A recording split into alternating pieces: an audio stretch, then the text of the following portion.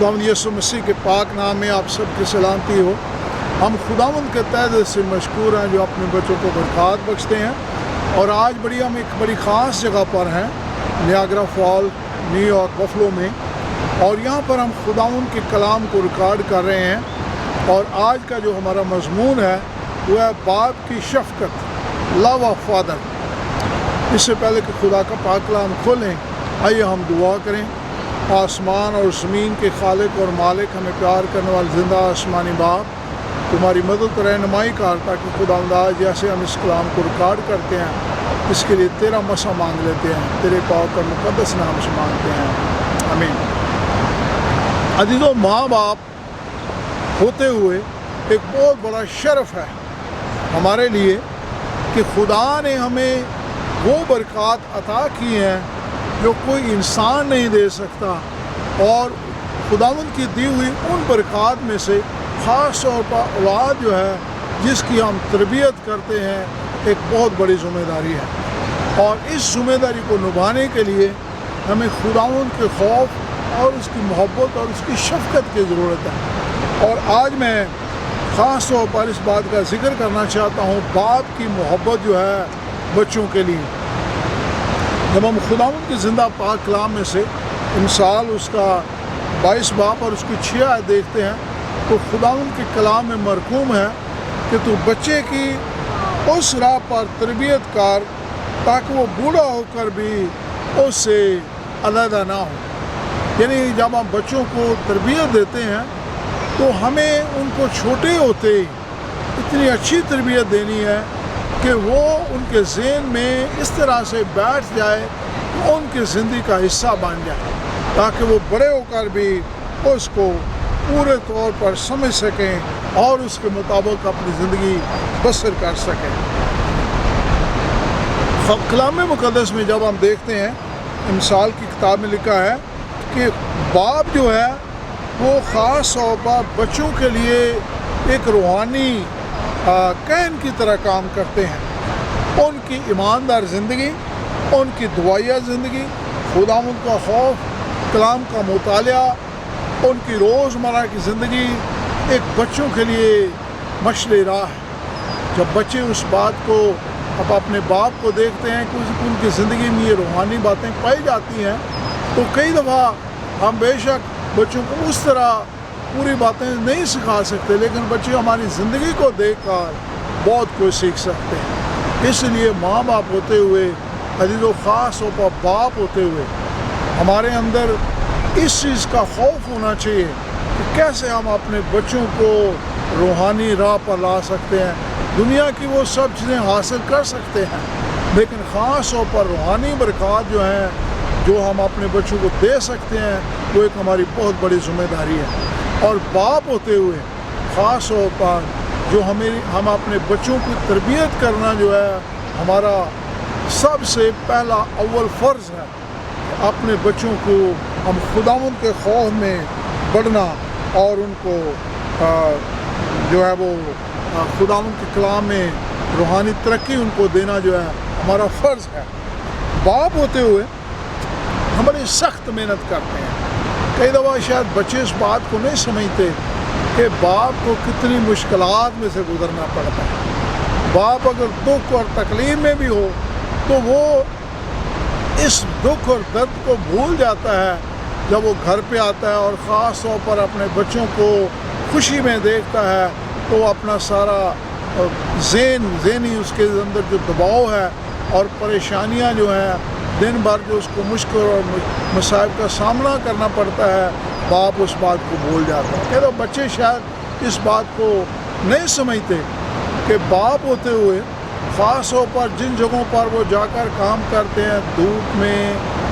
सख्त मेहनत और मुशक्क़त करते हैं, दूसरे लोगों की बातें सुनते हैं, ख़ास तौर पर जिन लोगों के साथ वो काम करते हैं, कई दफ़ा उनका सलूक उनके साथ अच्छा नहीं होता और बहुत सारी और मुश्किलात में से बाप को गुज़रना पड़ता है। और लेकिन इन सब बातों के लिए बाप जो है वो अपनी मुश्किलात को बच्चों की वजह से उठाने के लिए तैयार है। और बाप के कंधों पर पूरे ख़ानदान का बोझ होता है। इसलिए कई दफ़ा बाप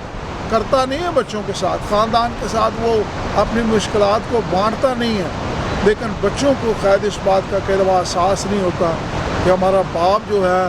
کتنی مشکلات میں سے گزر کر، کتنی پریشانیوں میں سے گزر کر، کتنی دکھ اور درد میں سے گزر کر وہ اپنے بچوں کے لیے جو ہے محنت مشقت کرتا ہے اور پھر ان کی ضروریات کا خیال کرتا ہے۔ بہت سارے بچے اچھے ہیں جو اس بات کا خیال بھی رکھتے ہیں، وہ اپنے باپ کا خیال رکھتے ہیں، اپنی ماں کا خیال رکھتے ہیں اور ان کو خدا ان کے پاس لانا چاہتے ہیں۔ خدا ان کے کلام میں سے مثال کی کتاب اور اس کا 13 باب اس کی 24 آیت میں لکھا ہے کہ جو اپنی چھڑی کو اپنے بیٹے کی تربیت سے باز رکھتا ہے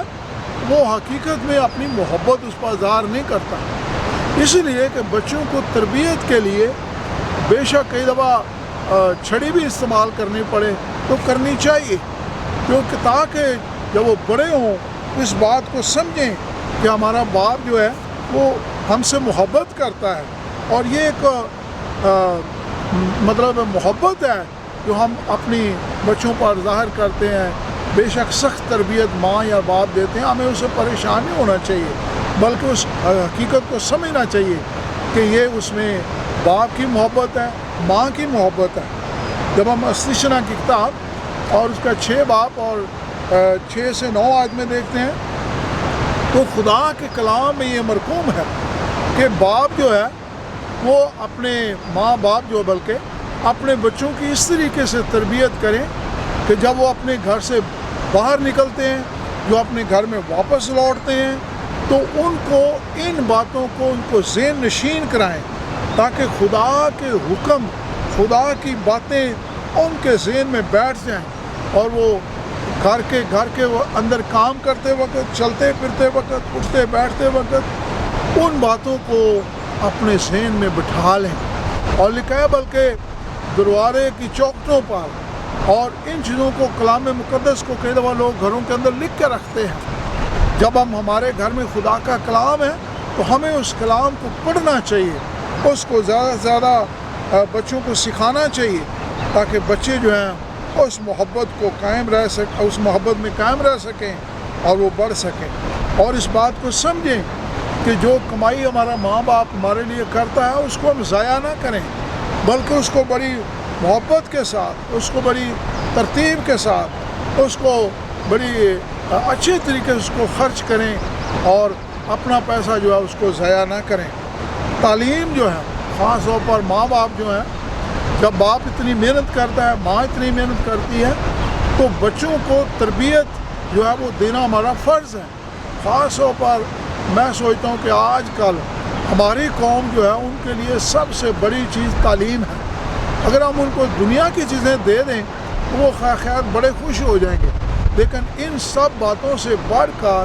تعلیم ایک بہت بڑا زیور ہے۔ ہمیں اپنے بچوں کو سب سے بڑی بات جو ہمیں کرنے کی ضرورت ہے وہ اپنے بچوں کو اسکول بھیجنا، کالج بھیجنا، یونیورسٹی بھیجنا، ان کو تربیت دینا، ان کو تعلیم و تربیت کا خیال رکھنا ہمارا سب سے بڑا فرض ہے، اور ہم کبھی بھی اس بات میں ہمت نہ ہاریں۔ اگر بچے کبھی ناکام بھی ہو جاتے ہیں کسی بات میں تو اس بات سے پریشان نہ ہوں، بلکہ بچوں کو ہمیشہ اچھی تربیت دیں، اور لیکن سب سے بڑھ کر یہ ہے روحانی تعلیم، اور اس کے ساتھ جو دنیاوی تعلیم ہے یا اسکولوں کالجوں کی تعلیم ہے وہ بھی بڑی ضروری ہے، اور ان کا بہت زیادہ خیال رکھیں۔ اپنے بچوں کے لیے دن رات دعا کریں، خاص طور پر باپ جو ہے اس کو خدا نے ایک بہت بڑی ذمہ داری دی ہوئی ہے، وہ ایک خاندان کا کہن ہے، اور اس کی ذمہ داری ہے کہ وہ بچے جو ہے ان کے ساتھ ورشپ کریں اور ان کو خداوند کے کلام کی باتوں کو سکھائیں اور ان کو بتائیں۔ خداوند کے زندہ پاک کلام میں سے جب ہم افسیوں کا خط اور اس کا 6 باب دیکھتے ہیں تو خدا کے کلام میں یہاں پر سب سے پہلی بات جو ہے وہ ماں باپ کے لیے بتائی گئی ہے۔ لکھا ہے کہ اپنے فرزندوں کو، اپنے بچوں کو غصہ نہ دلاؤ، بلکہ محبت کے ساتھ ان کی تربیت کرو اور انہیں نصیحت دے کر ان کی پرورش کرو۔ افسیوں 6 باب اور اس کی چوتھی آیت، لیکن پھر اس کے ساتھ بچوں کے لیے یہ بات لکھی گئی ہے پہلی آیت سے، 6 باب پہلی آیت سے، افسیوں 6 باب پہلی آیت لکھا ہے، اے فرزند اپنے ماں باپ کا فرما بردار ہو کیونکہ یہ واجب ہے۔ یعنی خدا نے یہ بھی فرمایا ہے کہ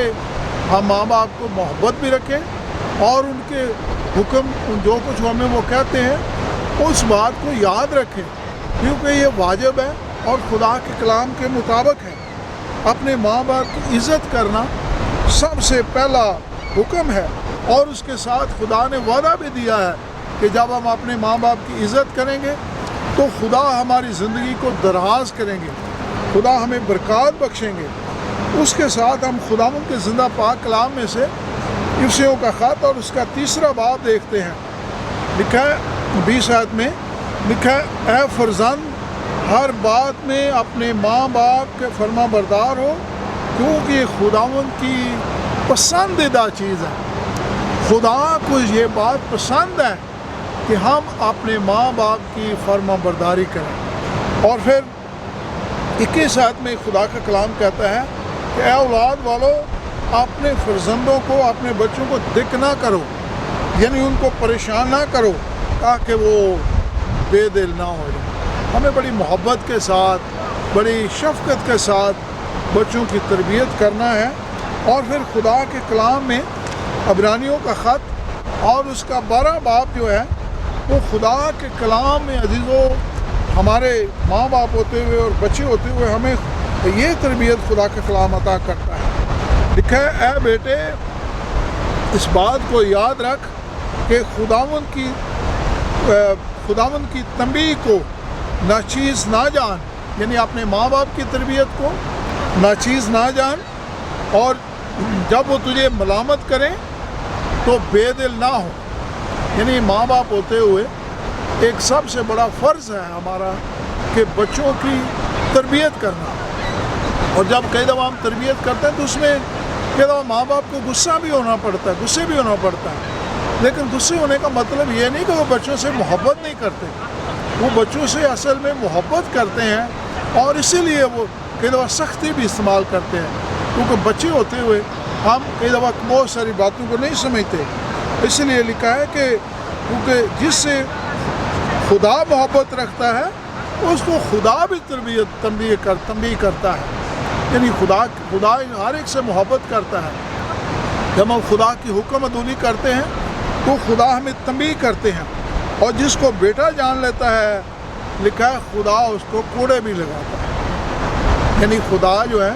ہمیں یہ نہیں چاہتے کہ ہم گناہ کی طرف بڑھیں یا بدی کی طرف جائیں،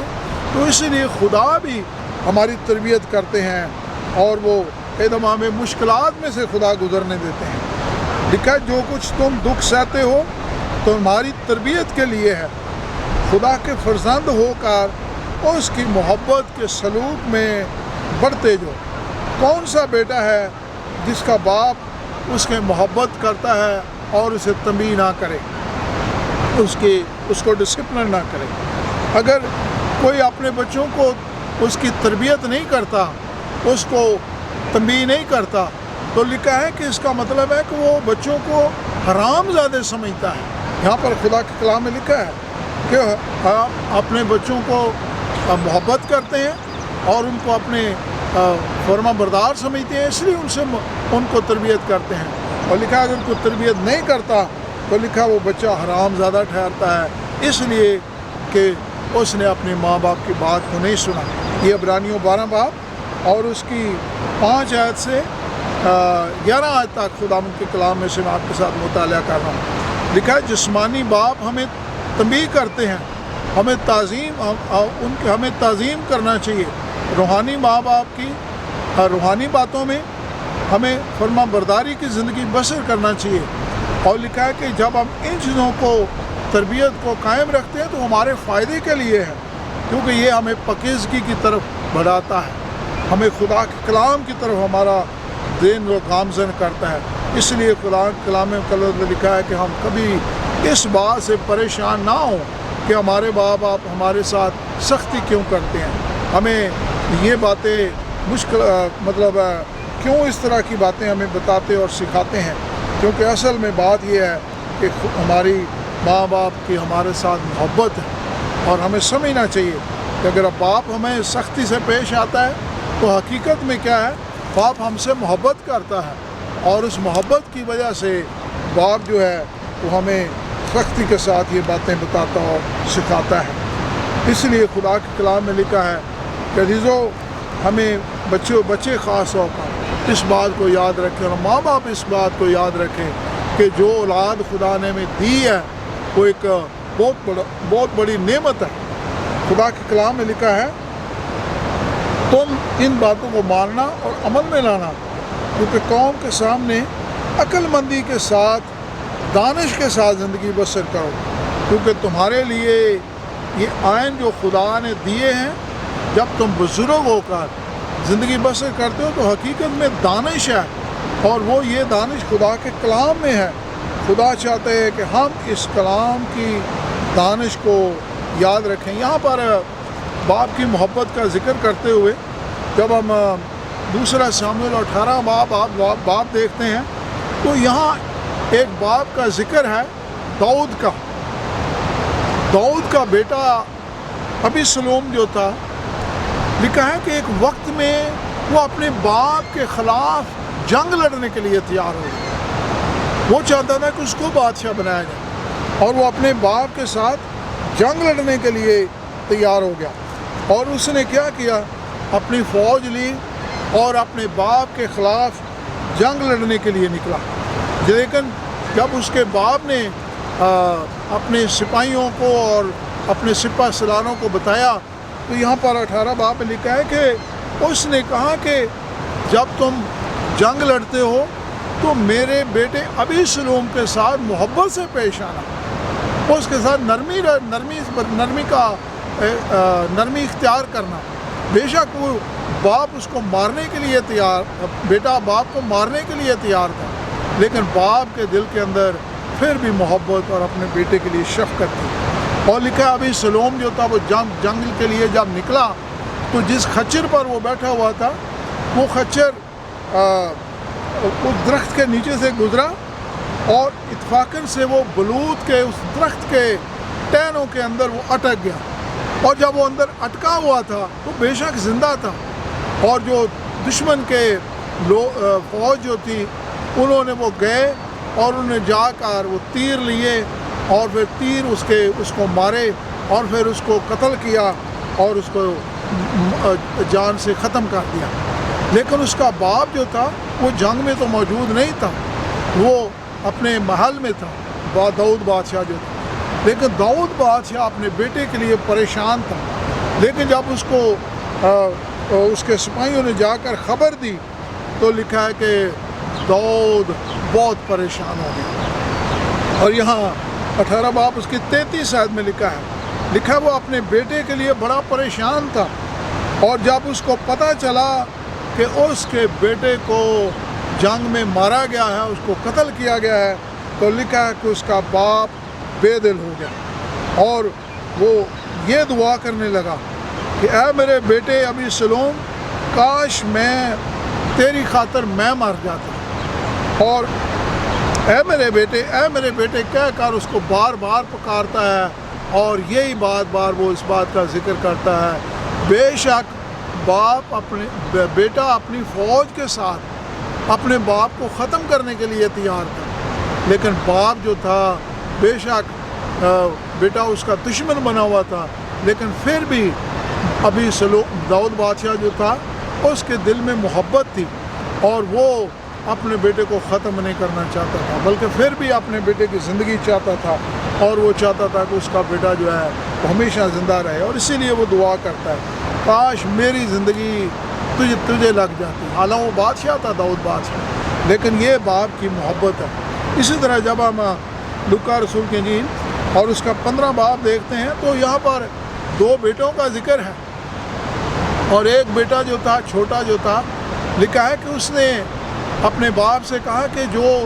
دولت کا حصہ مجھے پہنچتا ہے تو مجھے عطا کر، اور باپ نے اس کو بتایا کہ بیٹا تو ہمارے ساتھ خاندان میں میرا ہے، لیکن بیٹا جو تھا اس نے باپ کی بات کو نہ مانا اور وہ دور چلا گیا اور شہر میں جا کر اس نے اپنی ساری دولت جو تھی اس کو ضائع کر دیا۔ لیکن جب اس نے دولت کو ضائع کر دیا تو لکھا پھر اس کو خیال آیا کہ میرا باپ جو ہے وہ پھر بھی میرا انتظار کرتا ہوگا، اور بے شک باپ ہر روز باہر جا کر